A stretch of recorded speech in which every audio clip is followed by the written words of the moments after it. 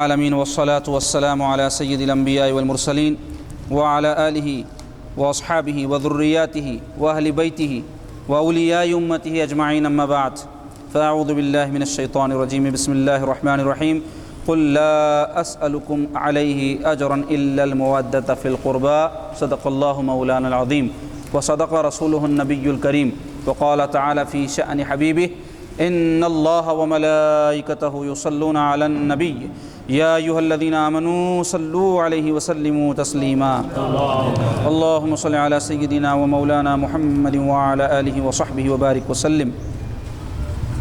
اے ختم رسل مکی مدنی کونین میں تم سا کوئی نہیں، اے ختم رسل مکی مدنی کونین میں تم سا کوئی نہیں، اے نور مجسم تیرے سوا محبوب خدا کا کوئی نہیں، اے نور مجسم تیرے سوا محبوب خدا کا کوئی نہیں۔ اوصاف تو سب نے پائے ہیں پر حسن سراپا کوئی نہیں، اوصاف تو سب نے پائے ہیں پر حسن سراپا کوئی نہیں۔ آدم سے جناب عیسیٰ تک سرکار کے جیسا کوئی نہیں، آدم سے جناب عیسیٰ تک سرکار کے جیسا کوئی نہیں۔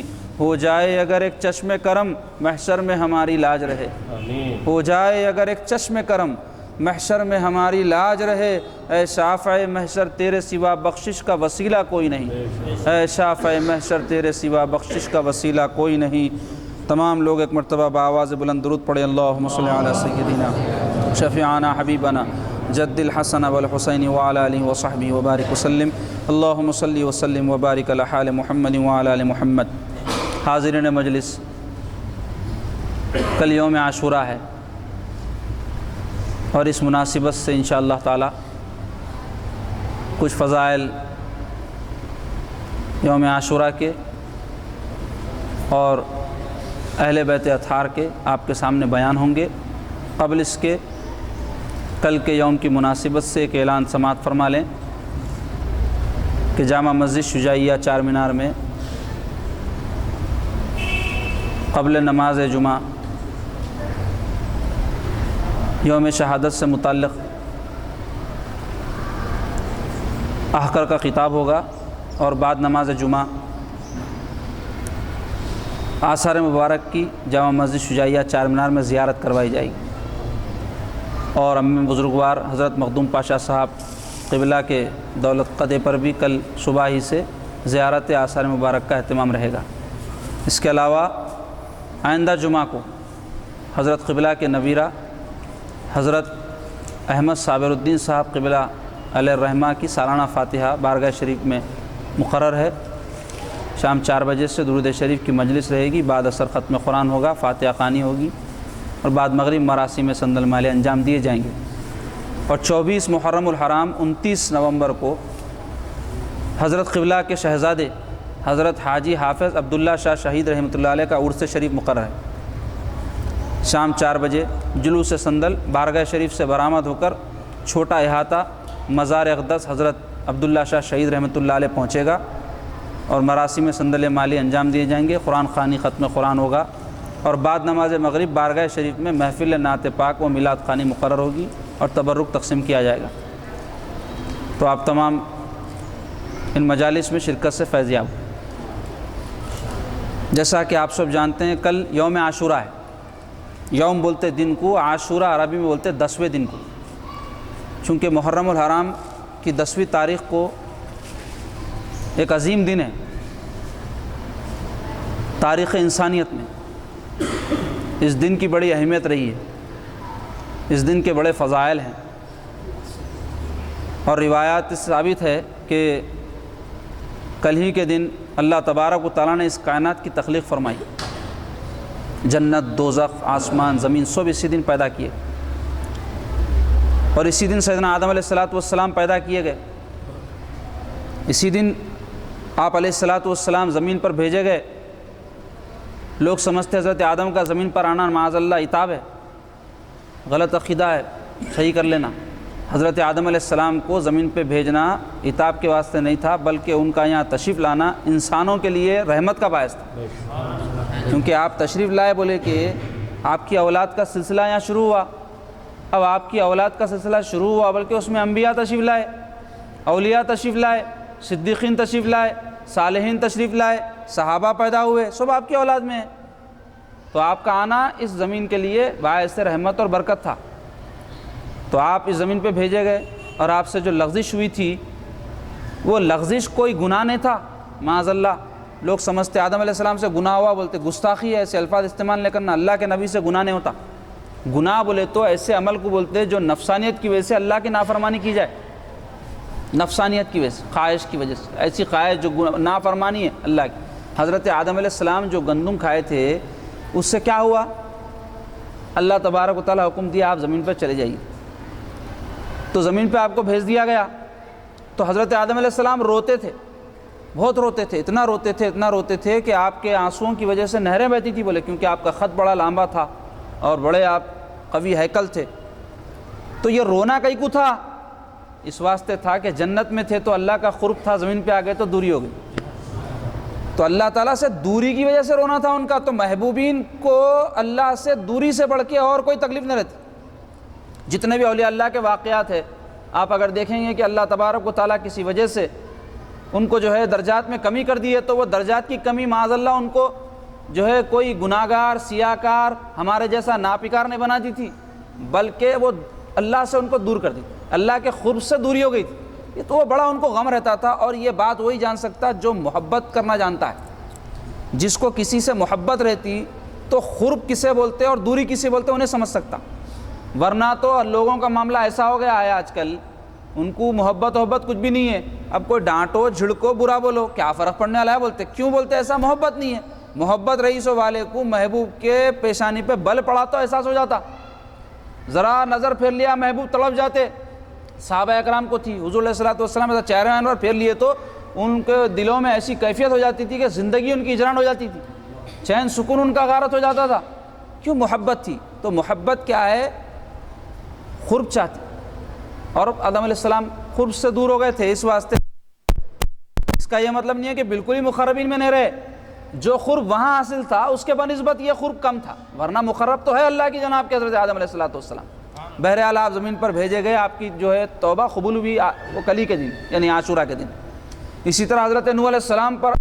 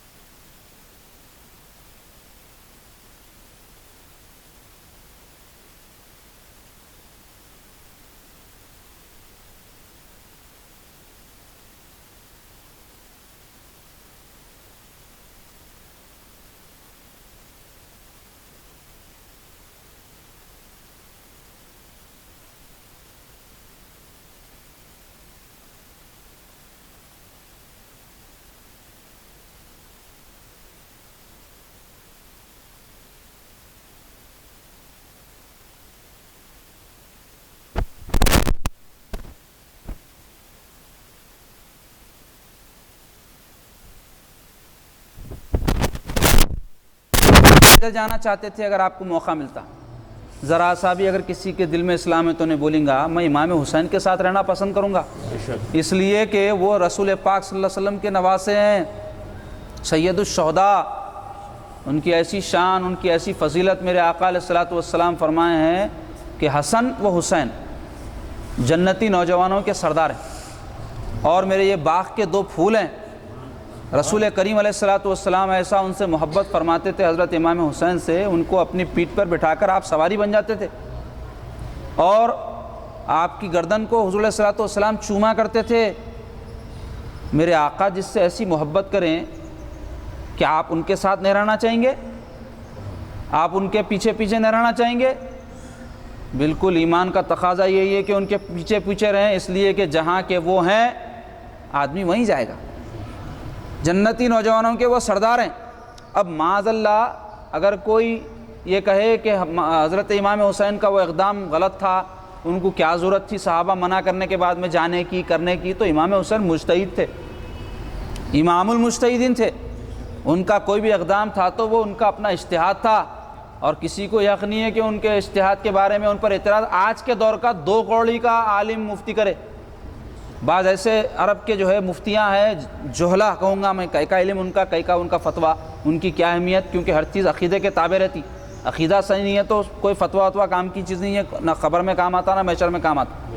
فتویٰ دل یہ ہے کہ قربان ہو جاؤ آل رسول اللہ پر، اہل بیت پہ قربان ہو جاؤ، کوئی جو ہے عمل ہو نہ ہو، یہ عمل ایسا ہے کہ جو انشاءاللہ تبارک و تعالیٰ دنیا اور آخرت میں سرخروئی کا باعث ہے۔ لیکن اس کا تعلق جیسے میں بولا محبت سے ہے، جی محبت ہونا پڑتا ہے اس کے واسطے۔ رسول پاک علیہ الصلوۃ والسلام اپنے 1 2 نہیں کئی ارشادات میں اپنے اہل بیت کی محبت کی تاکید فرمائیں۔ اگر حضور تاکید نہ بھی فرمائیں تب بھی سرکار سے جو ان کا قرابت کا تعلق ہے وہی کافی تھا ان سے محبت کے لیے اور ان پر فریفتہ اور قربان ہونے کے لیے۔ لیکن تاکید اگر آ گئی تو پھر دوہرا حق ہوگا ان کا کہ ایک تو سرکار سے قرابت کی وجہ سے، دوسرے سرکار کے حکم کی وجہ سے ان سے ہم کو محبت کرنا ہے۔ حدیث شریف سنا رہا ہوں آپ کو میں، رسول پاک علیہ الصلوۃ والسلام فرماتے اللہ تعالیٰ سے تم محبت کرو ان نعمتوں کی وجہ سے جو اس نے تم کو عطا کی ہیں۔ انسان اللہ تعالیٰ کی نعمتوں میں جی رہا اور مر رہا، پیدا ہوئے سے لے کر مرے تک نعمتوں میں، کیونکہ انسان کے پیدا ہونے کا کوئی حق نہیں ہے، اللہ تعالیٰ اپنے کرم اور فضل سے پیدا کرے، پھر اس کو انسان بنائے، یہ بھی اللہ کا کرم ہے۔ کوئی مطالبہ کر سکتا تھا کہ نہیں اللہ مجھے یہ بنائیے، اللہ تعالیٰ خالق ہے جو چاہے بنائے، کرم کیا آپ کو انسان بنائے، پھر مسلمان بنائے، پھر سرکار کا امتی بنائے، پھر کیا کیا نعمتوں سے نوازے دین کی دنیا کے۔ تو بہرحال وہ نعمتیں اتنی ہیں گننا چاہے تو ہم گن نہیں سکتے، قرآن میں اللہ تعالیٰ فرما دیے انسان جو ہے وہاں پہ مجبور ہے، محتاج ہے، وہ نہیں گن سکتا۔ تو یہ سب نعمتوں کی وجہ سے تم اللہ کا شکر ادا کرو، فرما رہے سرکار اتنی نعمتیں، مگر ہم غور ہی نہ کرتے اللہ کی نعمتوں پہ۔ غور کرے تو شکر ادا کریں گے نا، کئی لوگ تو نعمت کو نعمت مانتے نہیں، تو شکر کہاں سے ادا کریں گے؟ آپ کی ایک آتی جاتی سانس اللہ کی نعمت ہے، آپ کا وجود اللہ کی نعمت ہے، آپ کو اللہ تبارک و تعالیٰ رزق دے رہے ہیں، اس کے باوجود کیا آپ نافرمانیاں کر رہے ہیں؟ اللہ کی نعمت اور اس کا کرم اور احسان ہے ہم پر۔ بہرحال حضور فرماتے اللہ کی نعمتوں کی وجہ سے محبت کرو اللہ سے، کیونکہ منعم سے حقیقت ہوتی محبت ہوتی، کوئی آپ کو کچھ دیا دلایا تو محبت نہیں ہوتی، کوئی حسن سلوک کرا تو محبت نہیں ہوتی، نہیں ہوئے تو بولتے احسان فراموش، نہیں ہوئے تو بولتے بے حس ہے کہ سلوک کیا کوئی آپ اس کے ساتھ محبت نہیں کر رہے ہیں۔ فطری تقاضا ہے کہ کوئی کسی کے ساتھ کچھ احسان کرے، سلوک کرے تو محبت ہو جاتی۔ تو اللہ تعالیٰ کی اتنی نعمتیں ہیں، سب سے زیادہ ہر احسان کا منتہا اللہ کی ذاتی ہے۔ کوئی اگر آپ کے ساتھ کچھ احسان کا معاملہ کرا تو وہ بھی اللہ کی توفیق سے کرا، تو اصل محبت کس کی؟ اللہ کی ہونا تمام نعمتوں کی وجہ سے۔ اور سرکار فرمائے مجھ سے محبت کرو تم اللہ تعالیٰ کی محبت کی وجہ سے، اللہ کی محبت نعمتوں کی وجہ سے، اور میری محبت اللہ کی خاطر۔ سرکار اللہ کے نبی ہیں، اللہ کا سب سے بڑا انعام ہے انسانیت پر، کائنات پر، اس واسطے سرکار فرما رہے ہیں مجھ سے محبت کرو اور میری اہل بیت سے محبت کرو میری محبت کی وجہ سے۔ تو معلوم ہوا کہ اگر کسی کو حضور سے محبت ہے تو انہیں مومن ہے، اور انہیں مومن اسی وقت ہو سکتا ہے جب اہل بیت سے بھی اس کو محبت ہو۔ کیونکہ ایسا ہو سکتا ہے کیا کہ کوئی ہم سے تو محبت کا دعویٰ کرے اور ہماری اولاد سے اس کو محبت نہ ہو تو ہم اس کی محبت کو سچی سمجھیں گے؟ ہرگز نہیں۔ تو ایسے ہی اگر ہم سرکار کی محبت کا دعویٰ کرتے ہیں تو سرکار کے گھر والوں سے بھی محبت رہنا۔ اب یہاں گھر والے بولے تو ایک اور بات کی وضاحت کرتے ہوئے جاتا ہوں، کیونکہ اس میں بھی بعض لوگ ٹھوکر کھا گئے اور گمراہ ہو گئے۔ بعض لوگ ایسے ہیں اہل بیت بولے تو گھر والے بولے تو اہل بیت، عربی لفظ ہے اہل بیت، بیت بول تو گھر کو بولتے، اہل بول تو والے، تو اہل بیت بول تو گھر والے، تو سرکار پاک صلی اللہ علیہ وسلم کے گھر والے بول تو کون، کس کو بولتے؟ تو بعض لوگ اس میں افراط میں چلے گئے، بعض لوگ تفریط میں چلے گئے۔ افراط بولے تو زیادتی، تفریط بولے تو کمی۔ اب افراط زیادتی کرے سو والے کیا کرے بولے تو صرف حضرت علی و فاطمہ اور حسنین کریمین کو گھر والے مانے، باقی کسی کو نہیں مانے، افراط ہے، گمراہ ہو گئے لوگ۔ اور بعض لوگ کیا کریں ہیں کہ ان لوگوں کی مخالفت پہ آ گئے اور ان لوگوں کو گھر والے نہیں مانے، کس کو؟ حضرت علی و فاطمہ اور حسنین کریمین، تو یہ دونوں قسم کے لوگ گمراہ ہیں۔ تو پہلے ہم کو معلوم ہونا گھر والے بولتے کسے؟ قرآن سے گھر والے بولے تو سرکار کے ازواج، قرآن سے گھر والے بولے تو سرکار کے ازواج، اور حدیث سے گھر والے بولے تو پنجتن پاک، سرکار پاک صلی اللہ علیہ وسلم کے گھر والے کون ہیں؟ سرکار جو فرمائے حدیث سے جن کا گھر والے ہونا ثابت ہے، تو ازواج کو اللہ تعالیٰ گھر والے قرار دیے، اور حضرت علی و فاطمہ اور حسنین کریمین کو سرکار اپنے گھر والے قرار دیے۔ وہ اس لیے کہ کوئی یہ نہ سمجھے کہ یہ گھر والوں سے جدا ہیں، سرکار وضاحت فرما دیے، ایک نہیں، دو نہیں، 10 نہیں، 20 نہیں، سب وہ حدیثیں ہیں جس میں سرکار پاک صلی اللہ علیہ وسلم بی بی فاطمہ اور حضرت علی رضی اللہ عنہما اور حسنین کریمین رضی اللہ عنہما کو اپنے گھر والے فرمائے، چادر لے کر اپنی چادر میں ان کو داخل کر کے فرمائے ہذہ اہل بیتی، یہ میرے گھر والے ہیں۔ اور قرآن پاک میں اللہ تبارک و تعالیٰ سرکار پاک صلی اللہ علیہ وسلم کے گھر والوں کی فضیلت کیا بیان فرما رہے ہیں؟ انما یرید اللہ لیذھب عنکم الرجس اہل البیت ویطہرکم تطہیرا، اس کو آیت تطہیر بولتے، 22ویں پارے میں ہے یہ سورہ احزاب میں۔ اس میں اللہ تعالیٰ فرما رہے ہیں انما عربی میں کب لاتے بولتے کسی بات کو یقینی طور پہ ثابت کرنے کے لیے لاتے، شک نہ رہنا کسی بات میں، تو اس کے لیے عربی میں انما کا لفظ استعمال ہوتا، قاعدہ ہے یہ عربی کا، حصر کے لیے لاتے، گھیرنے کے لیے، اس سے ہٹ کے کوئی بات نہیں ہے بولنے کے معنی، بات یہی ہے، بے شک یہی ہے، اس کے علاوہ کوئی بات نہیں بولنے کے معنی ہے تو انما لاتے۔ تو انما اللہ تعالیٰ فرمائے، کئی کو لے کے آئے بھائی انما اللہ تعالیٰ اس واسطے کہ کسی کے ذہن میں کوئی شک و کونے میں پڑا ہوا ہے تو نکال دینا، نہیں تو مسلمان نہیں رہتا انہیں، اس واسطے بول دیا اللہ میں انما یرید اللہ، اللہ نے ارادہ فرمایا، جزء نیست، یقیناً اللہ تعالیٰ نے ارادہ فرما لیا۔ اب میرے کو بولو دوستو، اللہ تعالیٰ کسی بات کا ارادہ فرمائے تو وہ ہوتا نہیں ہوتا؟ شک ہے کیا؟ شک ہے تو ایمان چلے جاتا، اس واسطے کہ اللہ کسی بات کا ارادہ فرماتا ہے تو وہی بات کا ارادہ فرماتا ہے جو وہ کرنا چاہتا ہے، اور جو وہ کرنا چاہتا ہے وہ کر گزرتا ہے، وہ کر گزرتا ہے۔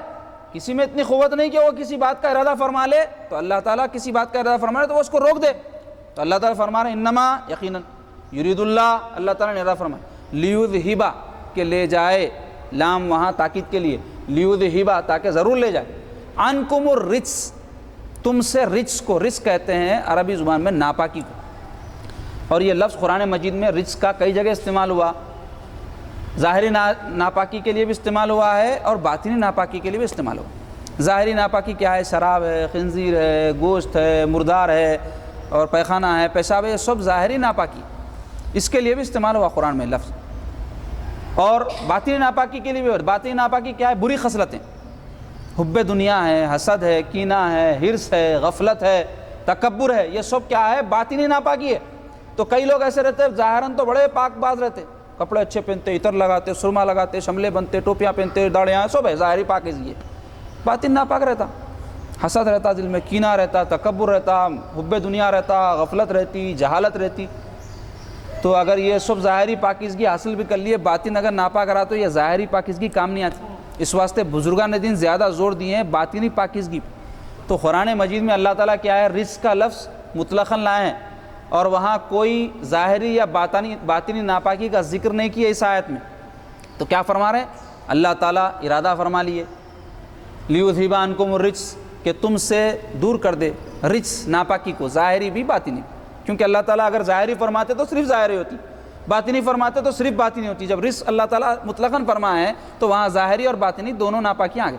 تو اللہ تعالیٰ فرما رہے ہیں اللہ تعالیٰ نے ارادہ فرما لیا تم سے دور کر دے ناپاکیوں کو، اے اہل بیت، اے نبی کے گھر والوں، لیطہرکم، کیوں دور کرے؟ تاکہ تم کو ضرور پاک کر دے، تطہیرا، بالکل ستھرا پاک کرنا، پاک کر دے۔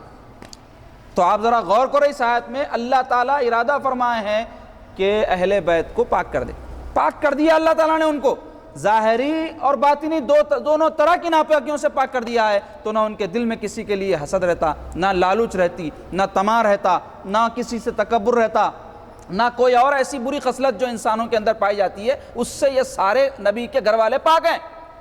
اب لوگ بولتے امام حسین علیہ السلام گمراہ لوگ بولتے حکومت کے لیے جا کے لڑے یزید سے، حکومت کے لیے لڑنا دنیا داری ہے، حکومت کی لالچ کرنا دنیا داری ہے، تخت کے لیے منصب کے لیے لڑنا دنیا داری ہے، جو ایک طرح کی باطنی رجس اور ناپاکی ہے۔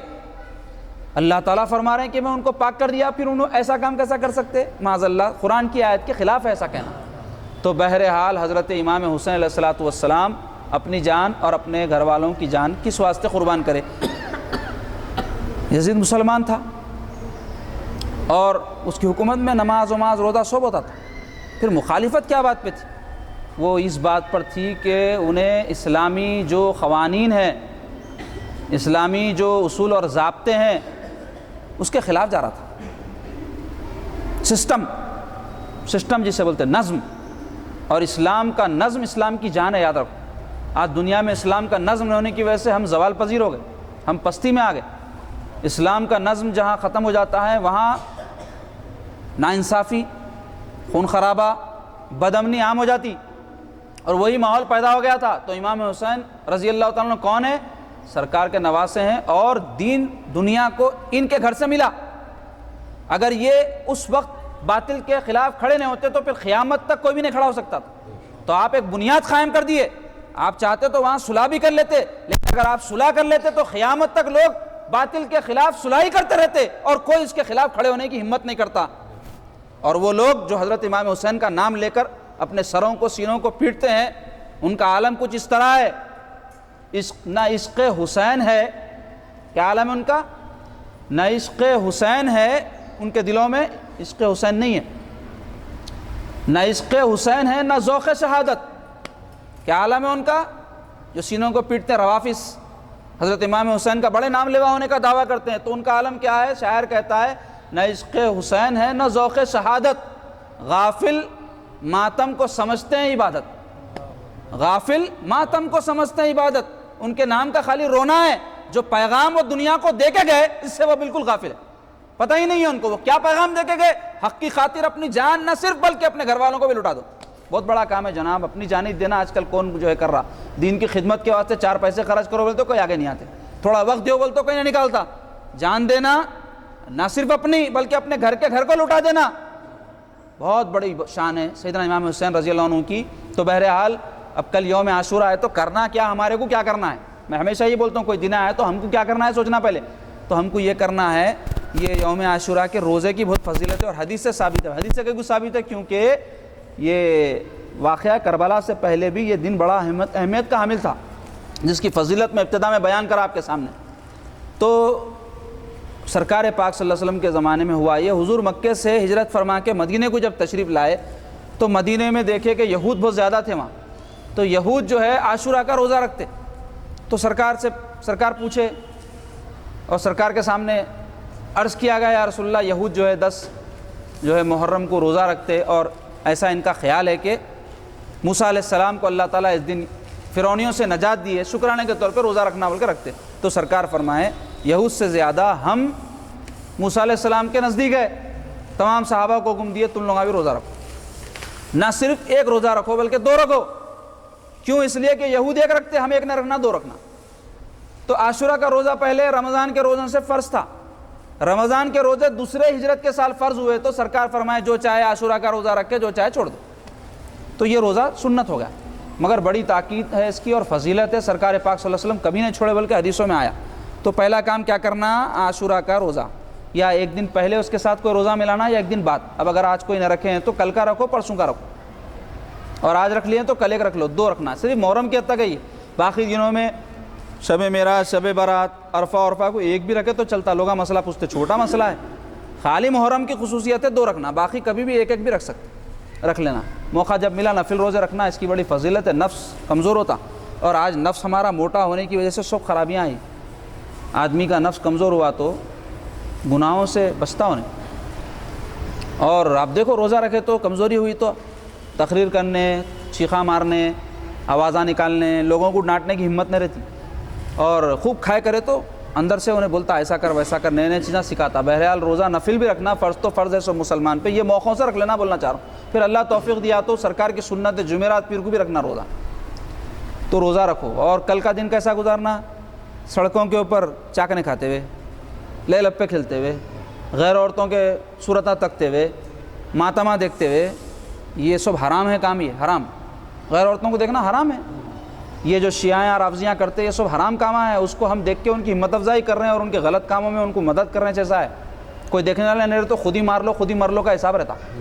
تو اس واسطے اجتناب کرنا، نہیں جانا ہے کاموں میں، بزرگاں اجتناب کرے۔ کیا کرنا؟ درود شریف پڑھو، بچوں کو لے کے بیٹھو گھر میں، اپنے اولاد کو تربیت دو، اہمیت بتاؤ اس دن کی۔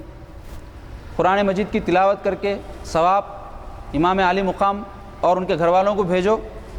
کہیں اگر ذکر اذکار ہوتے ہیں، واعظ و نصیحت ہوتی ہے، محفلیں ہوتی ہیں پاکیزہ اس قسم کی جس میں یہ تمام کام ہوتے ہیں، وہاں جاؤ، اپنے بچوں کو بھی لے جاؤ اور زیارتیں کرو آثار مبارک کی۔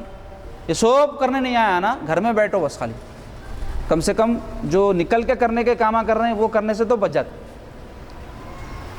اور رہا غم کی بات، میرے سے پوچھے ایک صاحب، غم منانا نہیں منانا کہتے ہیں محرم میں۔ جب میں بولا بھائی یہ غم خوشی کا تعلق انسان کے دل سے ہے، کسی واقعے کا آپ کو افسوس ہوا تو غم ہوتا، اور کسی واقعے کا افسوس نہیں ہوا تو غم نہیں ہوتا۔ تو اب وہ واقعہ شہادت کا جو یعنی یوم ہے اور اس میں جو شہادت کا واقعہ ہے اس پہ غم ہے کیا نہیں آپ کو؟ اچھا ہوا بول کے ہے کیا دل میں معاذ اللہ؟ برا ہوا بول کے ہے؟ تو اب اپنے اپنے غم کا ایک لیول ہے، اب جس کو جتنا غم ہے انہوں کرو، مگر غم کے لیول میں شریعت ایک حد بھی قائم کر دی اور بولی کتنا بھی کس کا بھی غم ہو بالا نہیں نوچنا، اور جو ہے سر کے اوپر جو ہے ہاتھا نہیں مارنا، کپڑے نہیں پھاڑ لینا، منہ نہیں نوچنا، ماتم تو بالکل حرام۔ تو حد مقرر کر دی شریعت۔ اب غم بولے تو اب دیکھو سرکار کی زندگی میں حضور کو بھی کئی غم کے موقع ہے، حضور کیا کرے؟ وہی ہمارے لیے اتباع کے واسطے ہے۔ سرکار پاک صلی اللہ علیہ وسلم کے صاحبزادے حضرت ابراہیم وصال فرمائے، حضور کے چچا چہیتے حضرت حمزہ وصال فرمائے، اور بی بی جو ہے ختیجۃ الکبریٰ رضی اللہ تعالیٰ عنہ وصال فرمائے، تو سرکار کیا کرے؟ آنسو بہے حضور کے، خاموش ہو گئے سرکار، اور دعا کرے کہ اے اللہ ہم کو صبر دے، اے اللہ ہم کو برداشت کی قوت دے، ایسی دعا کرے۔ تو ایسا ہی کرنا ہم بھی۔ تو حضرت امام حسین رضی اللہ عنہ کے فضائل میں ایک واقعہ بول کے آج کی بات ختم۔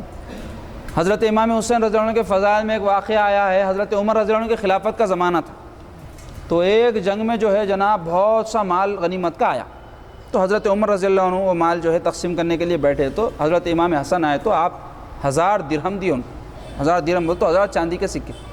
پہلے چاندی سونے کی قیمت برابر تھی، بعد میں یہ چاندی سستی ہو گئی، سونا مہنگا ہو گیا، تو آپ 1000 درہم دیے۔ پھر حضرت امام حسین نے 1000 درہم دیے۔ پھر حضرت عبداللہ ابن عمر حضرت عمر فاروق رضی اللہ عنہ کے صاحبزادے آئے تو آپ ان کو 500 درہم دیے۔ تو اب انہوں بولے اے ابا جان یہ کیا بات ہے؟ بولے میں تو سرکار پاک صلی اللہ علیہ وسلم کے زمانے میں جوان تھا اور کئی جنگوں میں حصہ لیا، اور حضرت امام حسن و حسین اس وقت چھوٹے چھوٹے بچے تھے، تو 1000 تو میرے کو ملنا چاہیے تھا۔ خیال صحیح بات ہے، ان کا خیال درست تھا، اصولی بات تھی، مگر آپ ان دونوں کو جو ہے 1000 دیے، بولے میرے کو 500 دیے۔ تو یہ سن کے حضرت عمر فاروق رضی اللہ عنہ فرمائے ارے تو کہاں اپنا تخابن ان سے کر رہا؟ ان کے نانا محمد رسول اللہ ہے، ان کی نانی ختیجۃ الکبریٰ ہے، ان کے ماموں حضرت ابراہیم ہے، ان کی خالہ رقیہ و ام کلثوم ہے، ان کے والد شیر خدا علی مرتضیٰ ہے، ان کی والدہ لخت جگر مصطفیٰ فاطمہ الزہرا ہے۔ یہ باتیں تو بھی لے کے آ، تیرے کو بھی 1000 درہم دوں گا میں۔ اللہ اکبر۔ یہ صحابہ اکرام کی محبت تھی اہل بیت سے۔ یہ بات جب حضرت علی کو معلوم ہوئی تو حضرت علی رضی اللہ عنہ فرمائے، رسول پاک صلی اللہ علیہ وسلم فرمائے ہے کہ عمر جنت کے روشن چراغ ہے، جنت کے روشن چراغ ہے۔ یہ بات حضرت عمر رضی اللہ عنہ کو معلوم ہوئی تو آپ ان کے گھر پہ آئے، حضرت علی کے آ کے بولے اے علی میں سنا آپ ایسا ایسا فرمائے، تو بولے ہاں میں نے سرکار سے سنا، سرکار کو جبرائیل نے بتایا اور جبرائیل کو اللہ تعالیٰ نے یہ بات بتائی ہے۔ تو حضرت عمر رضی اللہ عنہ عرض گزار ہوئے کہ اے علی آپ یہ جو فرما رہے ہیں نا میرے کو لکھ کے دے دو، آپ میرے کو لکھ کے دے دو۔ لکھا لیے، لکھانے کے بعد میں اپنے صاحبزادے کو بلا کے وصیت کرے کہ جب میں انتقال کر جاؤں تو میری خبر میں یہ رکھنا تاکہ یہ سند ہو جائے میری بخشش کی۔ اللہ عمل پہ بھروسہ نہیں کرے، خلافت پہ بھروسہ نہیں کرے، اپنے مرتبے پہ بھروسہ نہیں کرے، کرے تو اہل بیت کی محبت پہ بھروسہ کرے۔ آپ دیکھیں تو ایسا مقام ہے حضرت امام حسین امام حسن صاحب اہل بیت کا بہت بڑی شان ہے، صحابہ بڑا احترام کرتے تھے۔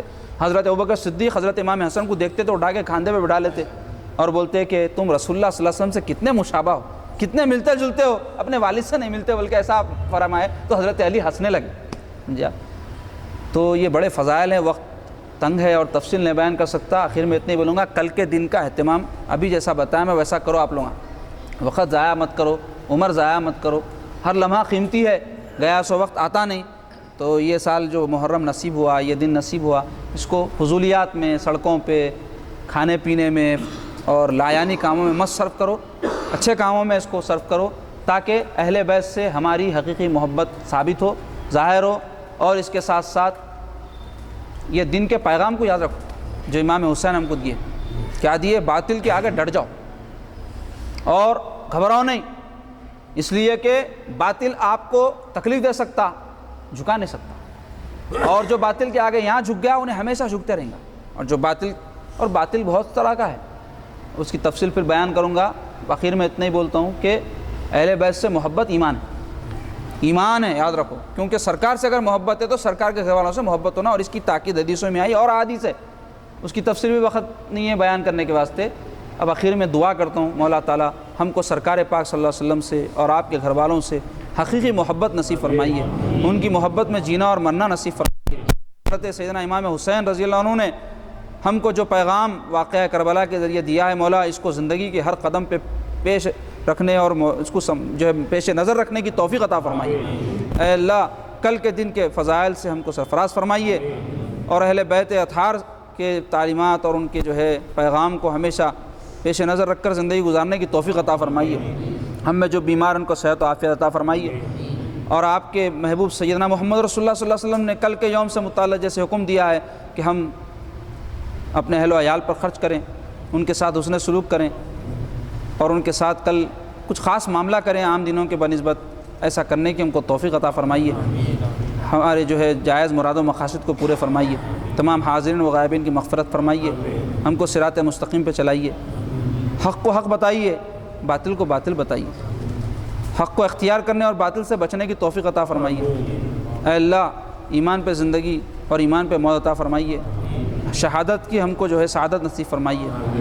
اے اللہ آپ کی راہ میں مجاہدے کی توفیق عطا فرمائیے، جہاد کرنے کی توفیق عطا فرمائیے، مسلمانوں میں آپس میں چاہت و محبت پیدا فرمائیے، افراد و تفریط سے بچتے ہوئے اعتدال کی زندگی گزارنے کی توفیق عطا فرمائیے، طبیعتوں میں رفق اور نرمی پیدا فرمائیے، شدت سے اور زیادتیوں سے محفوظ رکھیے، ظلم سے محفوظ رکھیے، بے جا غصے سے محفوظ رکھیے، برحمتک یا ارحم الراحمین، والحمد للہ رب العالمین۔